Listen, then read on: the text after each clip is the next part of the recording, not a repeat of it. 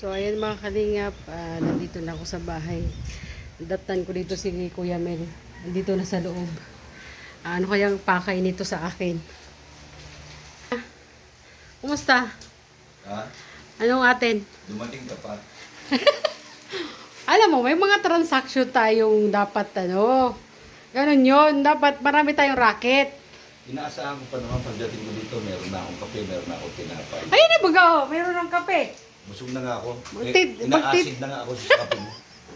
Magtitimpla ka na lang. Oo nga. Oh. Nakapagtimpla na rin ako. Nakapagkapalaman na din ako ng tinapay. Anong atin? Ba't napasyal ka dito? Hindi meron akong siyempre ako naman, gusto ko lang din makatulong sa mga kasamahan natin. Yan, tungkol do sa issue, di ba? Naalala mo yung vlog ko nung nakaraan ng Friday? Nung feeding natin. O nung feeding, yung tungkol do sa itlog. Siyempre nakakalungkot pagka meron ako nababalitaan ng mga kasamahan natin na nagkakaroon ng mga sigalot dahil lang sa maliit na problema. Di ba? Kaya hanggat maaari, di ba, nag-interview ako noon kay Lorne, kay Red, kay Rhea, interview ko sila doon. And actually, wala akong plano noon. Naisip ko lang na, sabi ko, bakit? Ano ba yung issue na yan? Tinanong ko lang. Kasi marami ako nababasa tungkol dyan sa itlog sa cellphone. Ngayon, nag-usisa ako doon sa tatlo, si Red niya, saka Red. So, inalam ko yung kwento galing sa kanila. Eh syempre, nung nalaman ko yung kwento galing sa kanila, yung patungkol kay Nelson, sabi ko, hindi naman po pwedeng ito lang yung gandito lang ako. So, kailangan makuha alamin mo rin ko rin yung panig ni Nelson. So, nandito ako ngayon para interviewin si Nelson. Kaya pala. Kaya lang, guys, nalulungkot ako. Kasi, yung, kumbaga ba, hindi natin makumbinsi si Nelson dahil doon sa kanyang damdamin. Diba? So, actually, na-interview ko na po si Nelson. Yan, umabot ng 24 minutes po yung interview ko sa kanya. So, napakatagal po talagang, grabe po talaga yung sakit ng kalooban ni Nelson. Ano po? Saka, ayan, ganito na lang po. Yan, mas maganda kung panoorin nyo doon sa vlog ko.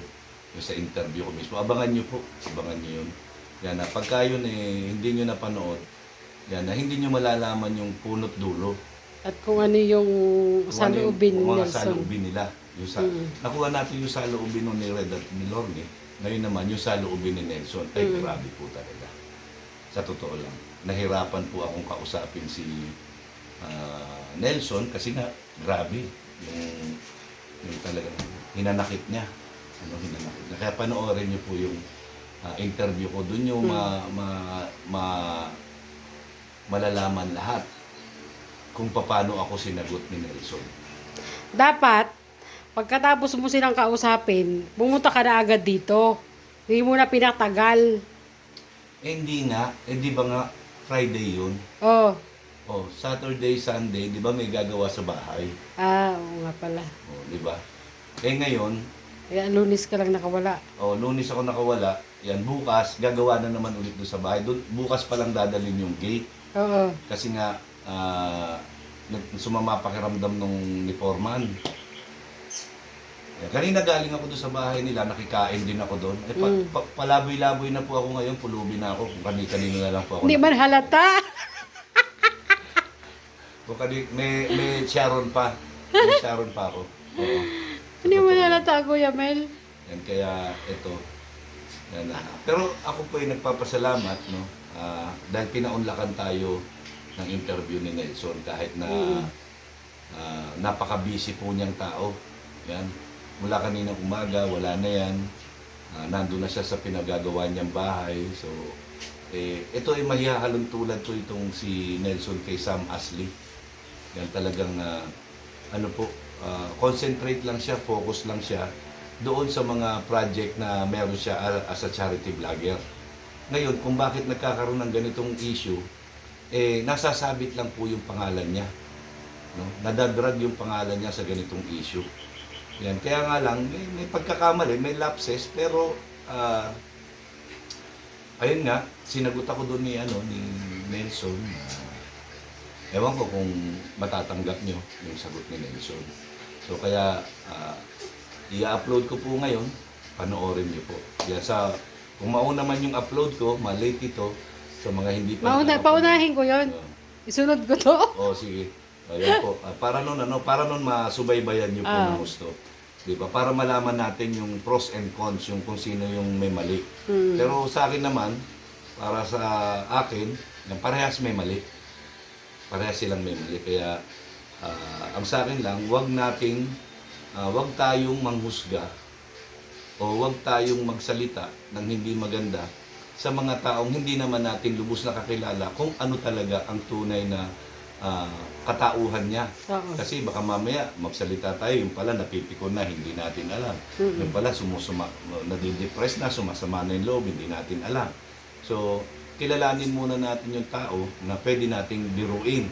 Kasi kagaya niyan, kung let's say, lang yon, content lang yon, yung tao hindi naman sanay sa ganung content, itong tao na to, sa nakita ko, puro charity lang naman ang ginagawa nito sa araw-araw.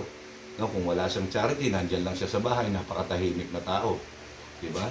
So kung meron na naman pagkakataon na meron siyang pababahayan, larga na naman yan, pabahay na naman po yan. Ganyan po si Nelson. Sa nakikita ko hindi ko pinagyayabang sa inyo. Yan yung nakikita ko. Depende sa nakikita nyo sa kanyang galaw niya.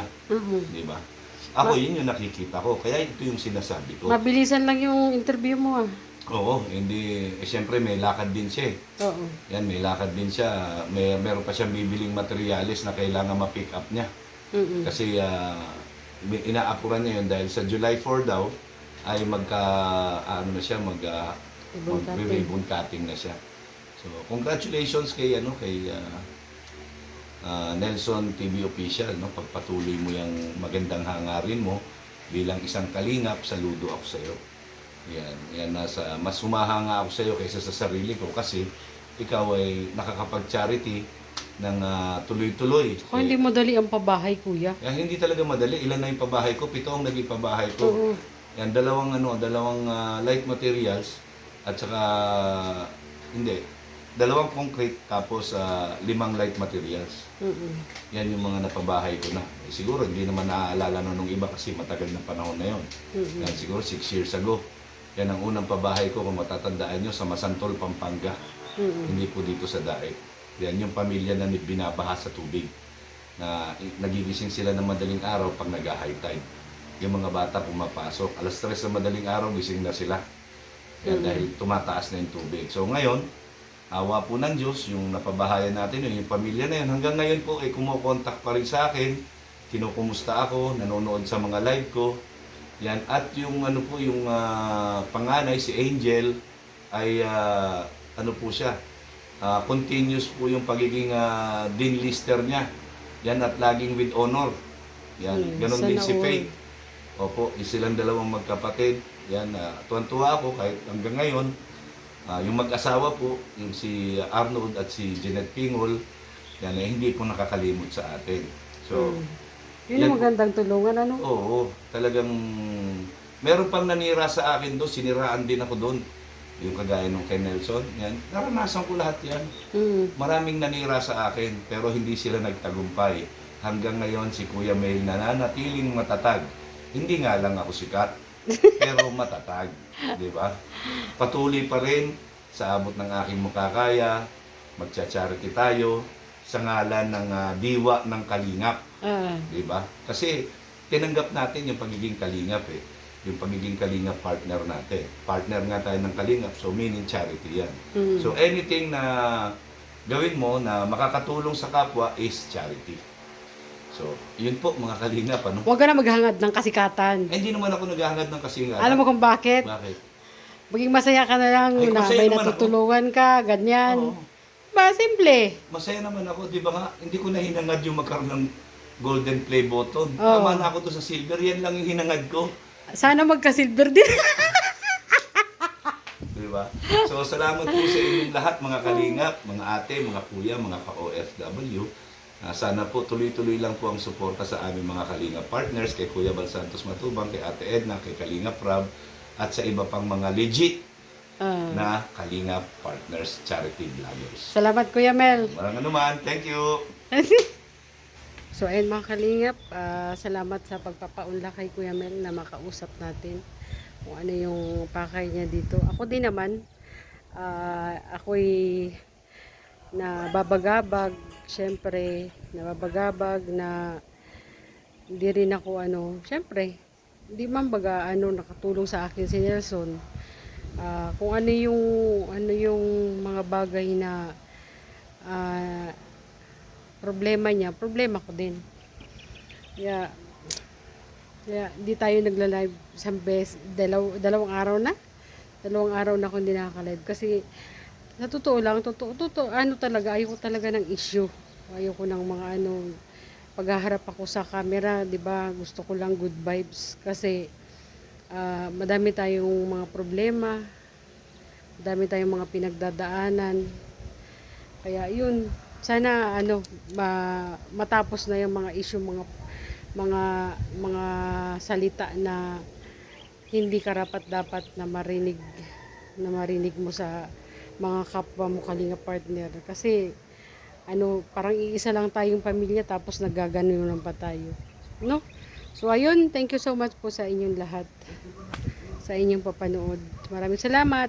Maraming salamat din sa lahat ng mga viewers, subscribers, at sa lahat ng mga sponsors. Bye-bye. God bless everyone.